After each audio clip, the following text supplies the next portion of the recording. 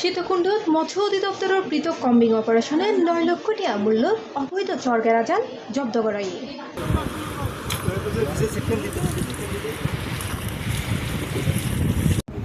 তার ওই যে আমাদের মানবদের গত 3 দিনে সন্দ্বীপ চ্যানেলের উপজেলার কুমিরা, সোনাইছড়ি এবং হাটিয়ার ইউনিয়নের উপজেলা মৎস্য দপ্তর, বাংলাদেশ কোস্টগার্ড এবং নৌপুলিশ যৌথ অভিযান পরিচালিত হয়। উপজেলা মৎস্য কর্মকর্তা কার্যালয় সূত্রে জানানো হয়, মৎস্য সম্পদ রক্ষা, জীববৈচিত্র্য সংরক্ষণ এবং টেকসই আহরণ নিশ্চিত করতে বিশেষ কম্বিং অপারেশন ধারাবাহিকভাবে পরিচালিত হয়। ধারাবাহিক অভিযানের অংশ হিসেবে 3 দিনে 22,000 মিটার চরঘেরা জাল হাড়ে অপসারণ করা হয়। অপসারণকৃত এসব জালকে জনসম্মুখে ফুরায় এনে ধ্বংস করা হয়।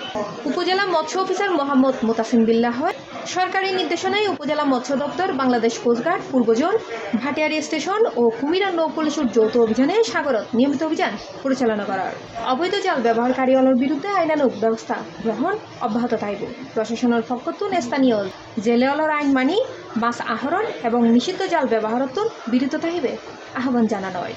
আপনারা পূর্বে অবগত আছেন যে সরকার ঘোষিত বিশেষ কম্বিং অপারেশন 2026 সারা বাংলাদেশে না, সীতাকুণ্ড উপজেলায় পরিচালিত হয়।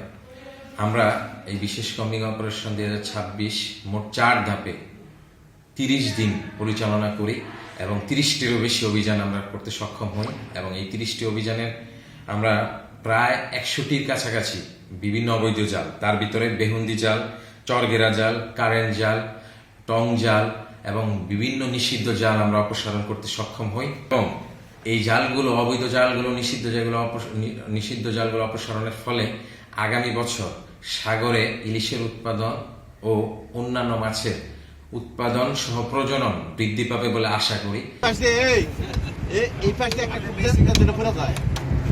সংশ্লিষ্ট দলের মতে সমন্বিত উদ্যোগের মাধ্যমে মৎস্য খাতে টেকসই উন্নয়ন নিশ্চিতকরণ সম্ভব।